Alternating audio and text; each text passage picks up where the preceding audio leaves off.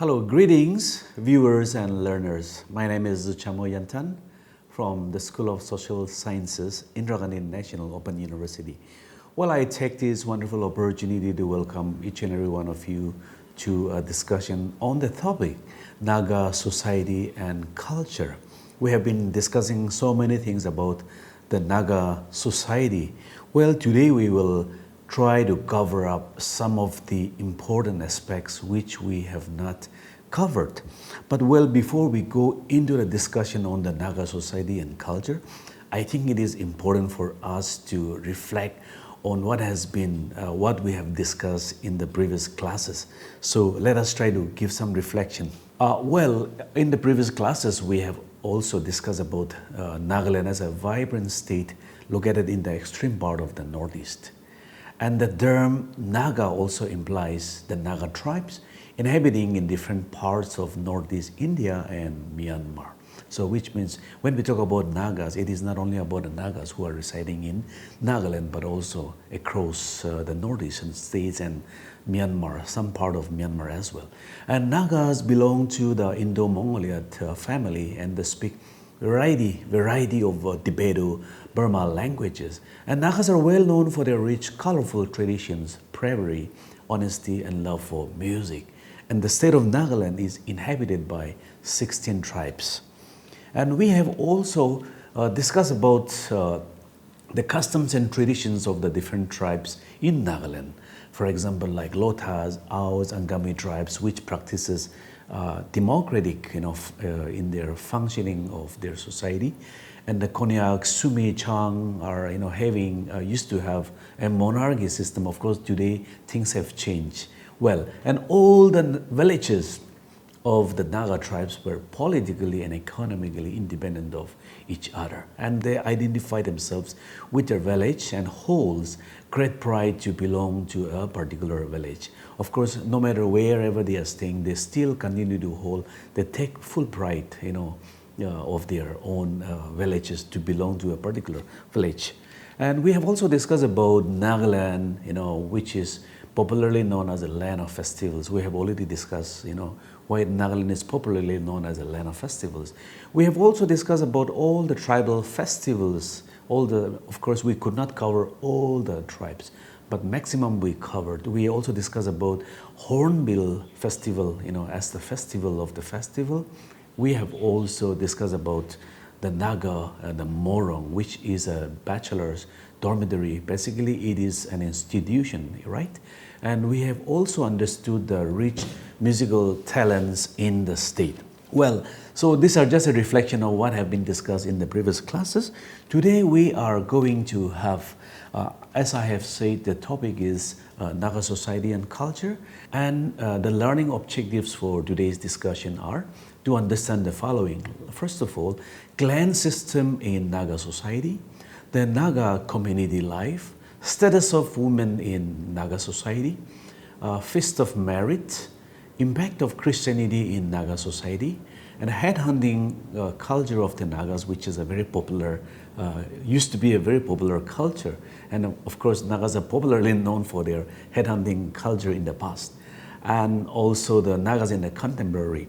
So keeping all these objectives in mind, the discussion is structured for on the topic Naga society and culture.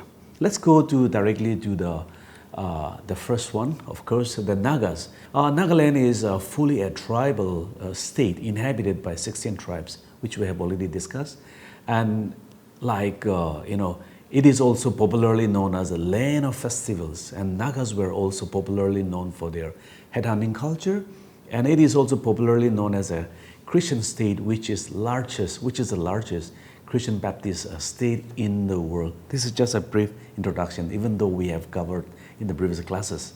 Well, the Naga clan system. Well, unlike Western societies, it is very difficult for a Naga to conceive, of a situation in which a person has no family members. For a Naga, a child is born not just into a nucleus family, but into a large family that is the clan. And for Nagas, the clan is an important part of an individual's self-identity and find concrete expressions in the mutual obligations the clan members owe to each other. And the most important features of a Naga society is that they first owe alliances to the family, that is the clan, and the village, the tribe, and lastly, the Naga community. Well, we have also discussed a little bit about the Naga, the land, which belong to the people, and that we do not find any Naga male child who doesn't have a land. Actually, the lands, it is not individual's land, but it belongs to the clan, the family. Yeah, well, let's go further. And the Nagas consider marriage as a vitally, sacred institutions of society, and they raise, they ordain for the, procreation of a child for the continuation of a social unit. In marriage, Nagas generally gives the girls or the boys considerable freedom in choosing their lifelong partners, and marriage within the same clan is strictly forbidden under Naga customary law. If a person marries his or her own clan, then they are, as per the Naga customary law, certain kind of actions are being taken to them. Either they may be chased away from the village, or they may be not considered as a family members, and so on and so forth. These things are, of course, happening recently, but otherwise, this practice was very strictly, forbidden in the past in the Naga society. And Naga community life, one of the most colorful ingredients of the Naga society was its community life. And Naga individuals knows no other life except that of a community life. They work in groups, eat in groups, and sleep in group. That is like the dormitory where the male, the bachelors, they live together in that particular dormitory, and that is where they learn so many aspects of society, and also at the same time they also protect their village from that dormitory. That is where it is they sleep together, that is what it is meant. And there was no individual cultivation or harvesting alone. All things were done in groups. As you can see in the picture, a group of people are working together. Maybe today it is in in one of the members in the pictures field. Tomorrow it will be the other one. Likewise, they don't do alone, but they do in group. Yeah, so that's another very interesting community life in Nagaland. Especially it is still practiced in villages. Of course, in the cities these days, the farmings are very rarely done, means by the people who are settled in the cities. But most of them are people living in the villages. They still practice this, and people continue to practice this particular beautiful culture of working together. And the philosophy of individualism did not have much importance in Naga community life, and the individuals had no existence apart from the community, and the individuals had no right to build his own house alone. For example, if you are building a house, a thatch house generally, I'm talking about generally in the past, if any members, a group of people sees you, making your own house, they will just leave their own works and they'll come and join you to help you complete the house, in no time. So that is how they used to do alone. Of course, when they are about to build the house, they will fix the date, and whatever things are required, they will go and gather those things. And after that, friends and relatives or people in the village will be informed that he will be building his house tomorrow. So people, generally come there to help him complete the house building in no time. It generally takes just one day. Within one day, especially I'm talking about a thatch house. In those days, of course, these days the houses have changed now. And every year, generally in winter after the harvest, houses were built, turn by turn by the public free of cost. Like today I do for you, tomorrow I have to sacrifice for you. That kind of understanding was there. And so the Naga community life, especially in the rural areas, still it's very beautiful and it's very lively. Yeah. Okay, let's talk about the status of women in Naga society. This is actually, I think it's very, very important. Well, in a classless or casteless Naga society, women have traditionally, enjoyed a high social position with a pivotal role in both family and community affairs as well. However, being a patriarchal society with strong warrior tradition, it is considered an honor to be born as a man. There are reasons for that, of course. Though women are highly respected in the society, in the Naga society, they are not traditionally included in decision-making process of the clans or the village.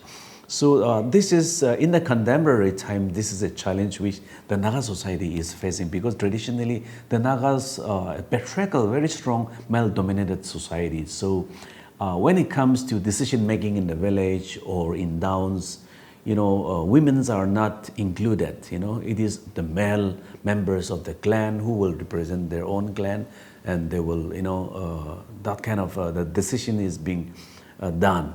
So till today, this is a challenge which the Nagas are still facing, where women are not included in the decision-making process of the clans or in the village. Well, I mean, yes, in spite of being the women's being respected, they have a high position in the Naga society. And apart from traditional practice that have generally care for women, the girl child, the present Nagaland society has been successful in achieving high women literacy, increasing sex ratio, health and entrepreneur development. In this context, it can be said that Naga women enjoys more privilege than most other women elsewhere in the country, and women were highly prized because women were regarded as a symbol of fertility, and therefore utmost care and protection were given to women. I'm talking about during the times of head hunting, because Naga belief we'll be talking about in the later part of today's discussion, but let me give you a brief understanding on this. Well, during the head hunting days, the women were very well protected.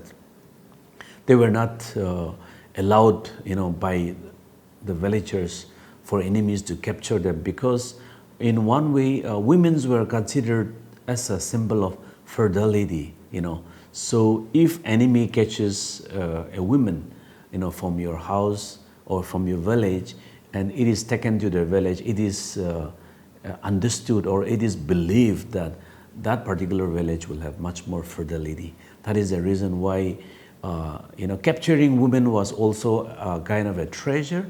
It was very well, in a way, like treasured, and at the same time, the women were also very well protected during headhunting days. We'll discuss furthermore on this. And men traditionally paid a dowry to the family of the bride at the time of marriage in the form of livestock. And this practice is different from most parts of India, where the bride's family used to pay dowry to the groom's family. A Naga woman also has a traditional right to divorce her husband anytime, but on a valid reason. Regarding dowry, well, as you know, in almost all parts of India, it is the bride's family who pays a dowry to the groom's family. But in the Naga society, it is the groom's family who has to pay dowry to the bride's family, because Nagas consider women to be a treasure. They are very much, they value, women in the Naga society.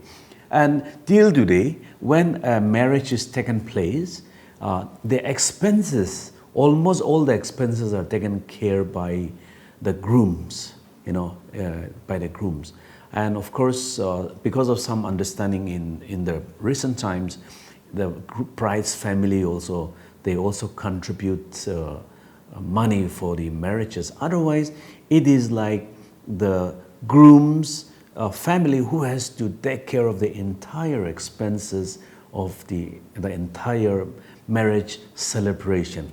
So yes, and for example, like certain, of course, even a tribe like Sema, to have many daughters becomes an envy of the others, because if you have so many daughters, like you will be also getting a lot of dowries, when they get married.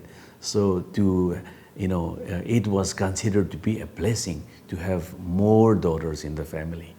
Well, we'll discuss further more on that.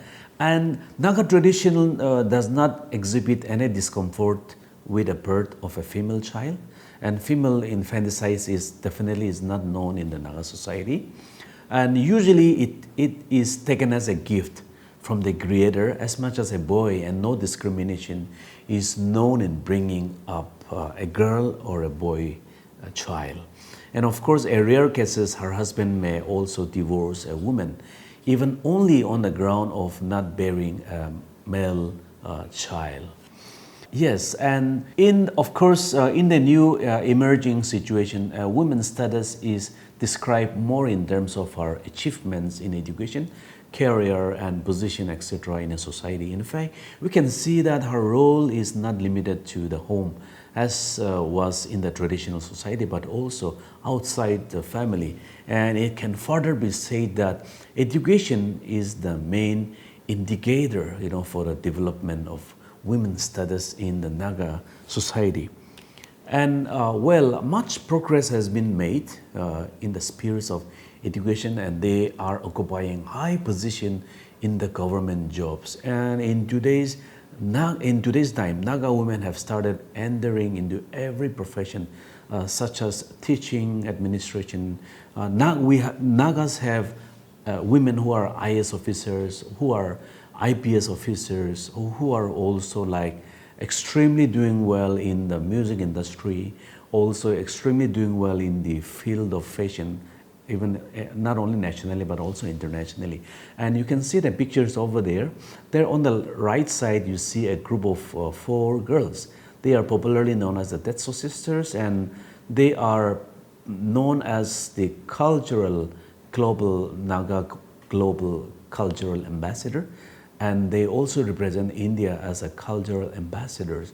They are very popular and very well known. And the other 2 girls, which you see in the pictures, one is a model and one is a singer, who are already has won recognition nationally. Even though like they are yet to get position in the decision making, yet many the Nagas women have really transformed, and they are doing extremely well in different professions.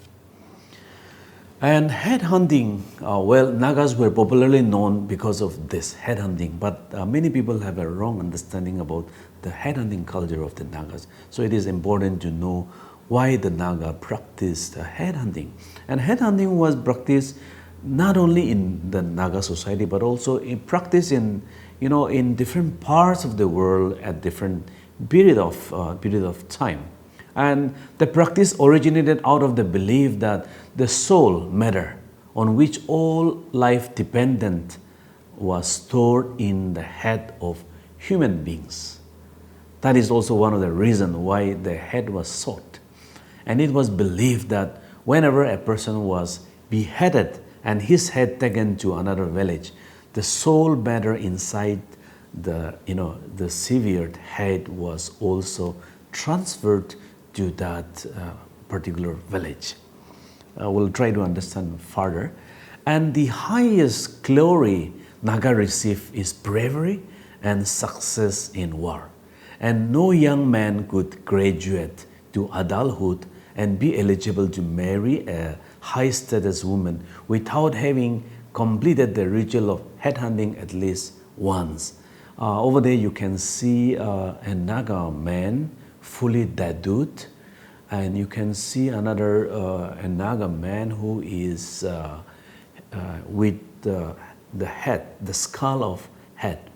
So for a Naga, like the highest glory, the Naga received is the bravery and the success in war. And one of the success that was counted was headhunting, that you are able to, bring heads of enemies from another village or another place. And they believed that the practice was also essential for maintaining the fertility of the groups and the well-being of the community.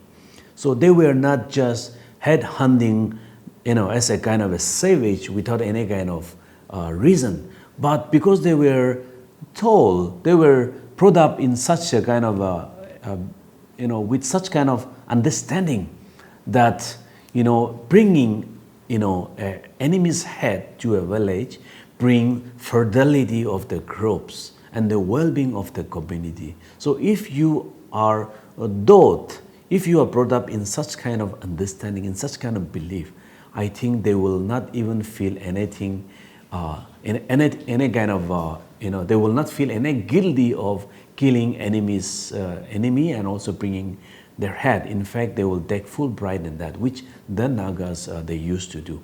And you can see the people in these pictures with a hornbill feathers, well decorated, their body tattooed and well dressed up, ready to go for kind of a war, and yes, it's colorfully dressed up.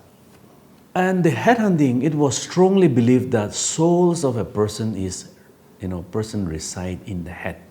And by taking a person's head, one capture their soul as well as their status, strength, skill, and power. See, so they believe that if you are able to capture the head of enemy, you are not only capturing his head, but you are also capturing his soul, his status, his strength, his skill, and also his power. So which means they believe that if you are able to capture enemy's head, all the power that was in him is transferred on you. Yeah, and it was also believed that once head is taken and preserved, their spirits also become an adopted members of the group or of the village. And it was also believed that God and their ancestors reward them for winning enemies' head. And in addition, a man's status was not established until he had hunted successfully, successfully, to say, in headhunting days, And it was also believed that the recipient, village would gain prosperity. Its population would increase. Groups and gathers would also multiply, which means by bringing enemy's head to village, you are basically bringing a blessings in the village. So such was the belief.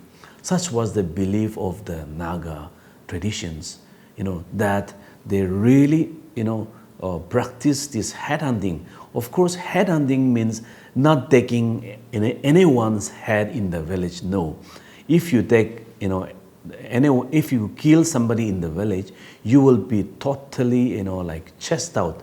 You will be totally disassociated from the village. You'll have to go away from the village. You will be chased away. Such was the practice. But, basically they take the head of the enemies. Enemies will, if you don't take their enemy's head, enemies will take your head. So the enemy also believed that by bringing enemy's head to their village, they will also multiply. And on the other side, they also believe that by bringing enemy's head to their village, they will bring more blessings to the village. So such was the understanding, such was the belief, and because of which it has made them, practice headhunting in the Naga society. And in the past, many Westerners would fully, without fully understanding their deeper aspects of Naga headhunting culture, wrongly criticize, considering the Nagas as violent, committing murder and savage practice. However, to the Nagas, headhunting was something noble to be admired, a proof of bravery and strength. It was also adopted as a form of patriotic and chauvinistic heroism. Yeah. And Naga headhunting was not senseless killing of enemy, but a tradition connected with the tribal principles of pride, heroism, justice, honor, and recognition. And the victim's head was a trophy of honor and bravery. And the American missionaries played a vital role in bringing the headhunting culture to an end. And in a headhunting raid, the heads of women were highly prized because women were regarded as a symbol of fertility, and therefore, utmost care and protection of the women, and children were always taken in order to prevent losing the village fertility. And the impact of Christianity, Nagaland today is considered to be the largest Christian Baptist state in the world. And the conversion to Christianity is the main factor for the change in tribal culture, both in terms of economic and socio-cultural life of the people. Here you can see in the pictures young men and women well dressed up, for choral singing competition. And the impact, again, the arrival of Christianity among the Nagas was the most important landmark in the history of the Nagas. And today more than 95% of the Nagas are Christians, and Christianity has changed the Naga society entirely, and it bears little semblance, to the tribal society that it was a century ago. Because of this education, and along with education, Christianity was brought to the Nagas. And with the impact of Christianity, there's a huge transformation in every aspect of the Naga society. And the missionaries had used education as an instrument to convert the Nagas to Christianity and open the doors to have a global views outside their community. And of course, Christianity has brought to the Nagas the idea of humanism, or in other words, new value judgment concerning the word of the people around them. And the Naga traditional life was guided by, of course, it was superstition and taboos. Most of the Naga traditional life was fully guided by superstition and taboos. So with the with the coming of the Christianity in the Naga society, their entire outlook changed. And for instance, they consider people dying of unnatural death as the malice of the evil spirits, and therefore taboo to touch. It was taboo to touch somebody who has died in unnatural death, and the crops, at least they will be inflicted with evil fate. Myok, it's called in Lotha dialect, it's called myok. So they feel that if you touch the body of a person who had made an unnatural death, the evil fate will also come on you.